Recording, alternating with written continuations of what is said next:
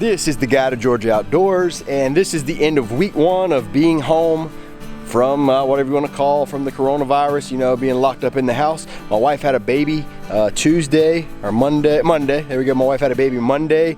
Everything's good. She's back home. I got a beautiful little girl named Kimber. And this week my mother went to the grocery store for us, and the grocery stores were completely sold out of 2 things. There's probably a lot of things, but one was toilet paper, the other was meat. Now, I'm pretty good right now, good on toilet paper because I have 2 babies in diapers and I have a lot of wet wipes, baby wipes. If you've never wiped your behind with a baby wipe, you don't know what you're missing. So I'm good there. And the second, meat. I live on a farm. I have a pond full of fish, so I'm not too concerned there. So I'm about to go down and I'm going to try to get a catfish or 2. But I'm not just going to go with a fishing pole. I'm going to go with a gig. I'm going to gig me a catfish and make some catfish stew with as many ingredients as I can get off of the farm. I know I am going to have a few things from the store, but as many ingredients as I can get from the farm. So hopefully I'll grab me a fish or 2 and maybe make me a good catfish stew. You know, I'm taking this coronavirus very seriously. I have a young child that's just a couple days old, so I don't want to get it. If the grocery stores shut down for a little while and couldn't go out, I'm not too concerned about that. And the reason why is because I'm a hunter. Let me show you a few things. This is just one of the freezers that we have. Look, cube goose from this past season. There's ground sausage, there's cubed deer, I got fish fillets, I've got whole chickens, I've got deer burger, I got enough meat to last me for a while, and that's not including the fact that I can still go fishing. That's not including the fact that turkey season's in, I can kill turkeys. So, you know, I feel bad for those who are not as fortunate, but you know what, I've been preparing, so you know what, this is it's when it's good to be a hunter. I have no clue what that is. But if times got bad, I could eat that. We're going down to the pond shed. We like to feed the catfish with you know, dog food or whatever. They'll come in and hopefully I'll be able to gig a catfish or 2.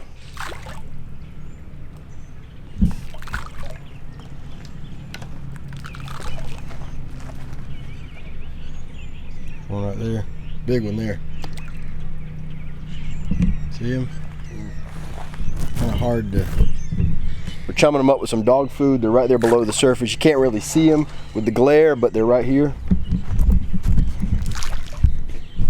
That's the one I want right there. That's him.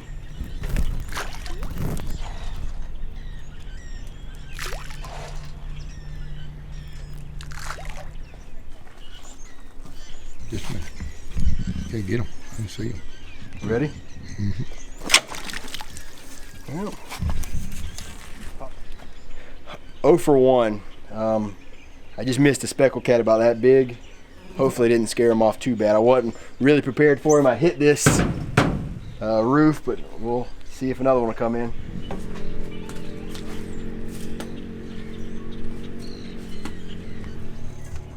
Okay, I need to get send somebody there. We're right there at the hospital, Missed him. and I want to.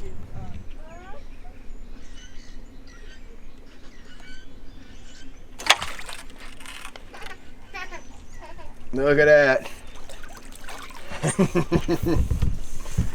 Well, it was tough. And these are not catfish that we put in the pond. These are speckled catfish.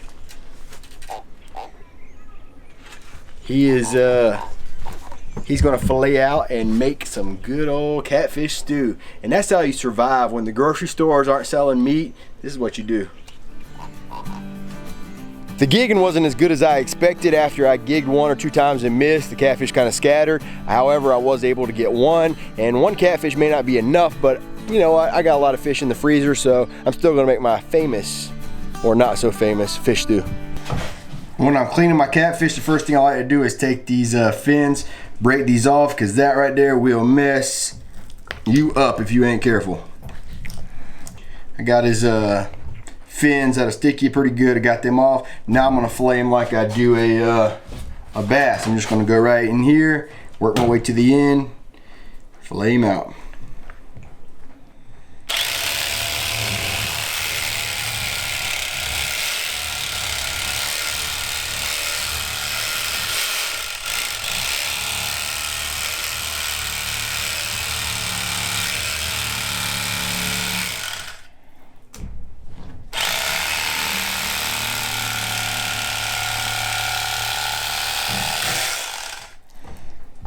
up there where those bones are at. Just go ahead and remove those, and ended up with a pretty nice fillet of meat.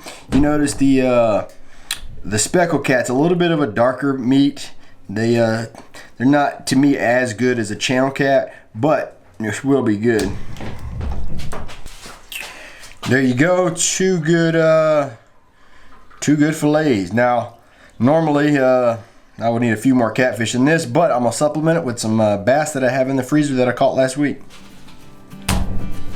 Got the fish bagged up. My fish stew recipe calls for some Vidalia onions, really onions in general, but I happen to live in the middle of Vidalia onion country, so me and my daughter are about to hop on the four-wheeler and go pick us a few. Don't need a grocery store. Coronavirus can't stop these, so get a few.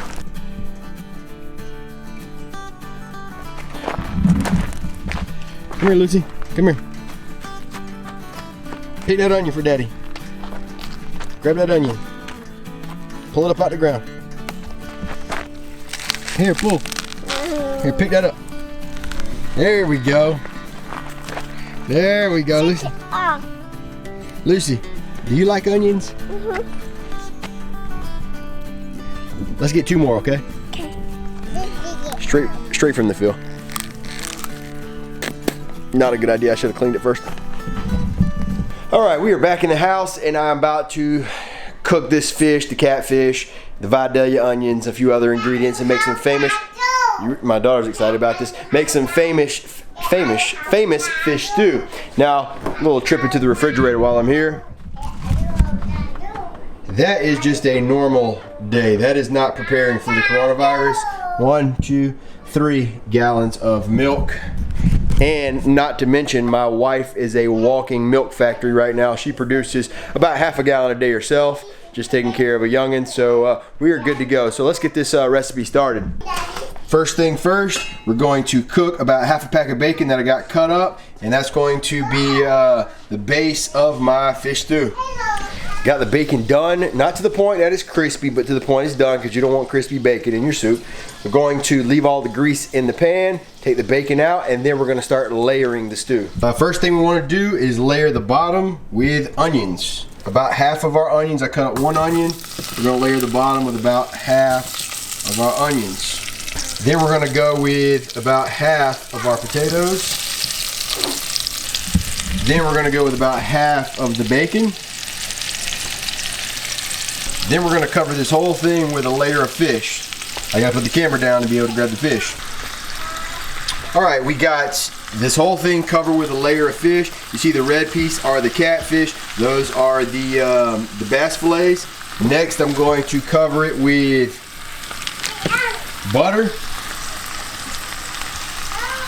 After I cover the first layer with salt and pepper, I'm going to repeat the process again, then we'll pick up from there. I've got 2 layers of onions, potatoes, bacon, fish, and butter, salt and pepper. Now this part is what my dad says is the most important part. You want to fill it up with water just to the top of the fish, and he said under no circumstances do you ever stir it until it's done. Almost ready for the official taste test, but got to show you something. Life couldn't get any better than this right now.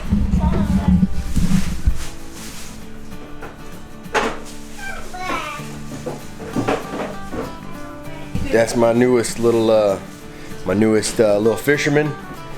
I don't want her to grow up, but I also can't wait till I can carry her fishing with me. Right now, this one right here has become my sidekick and best buddy. Can you say best friend? Say best friend. Yep, best friend. That's who it is. That is why I love living around the house, living on the farm, having my girls with me everywhere I go. Now when it comes to soups and stews, the longer you cook them, the better they are. This one I think is ready to go. Let's bowl it up and give it a try.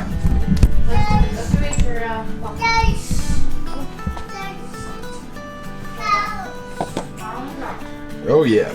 Now when it comes to dipping, you take the spoon and go straight down. Look at that right there. It's time for the taste test. At this point, I hope everyone is doing well. I'm praying for our nation, everyone as a whole, praying for that we stay healthy, that we get through this. I'm not a very serious person a lot of times when it comes to this, but you know, Now that I have kids, I am taking this situation serious, so I don't mind staying home and not going in some public areas. But it's time for the official Guided Georgia Outdoors taste test. I'm gonna be honest, I can't really tell at this point what's bass and what's catfish, but it would work well with either. So here we go.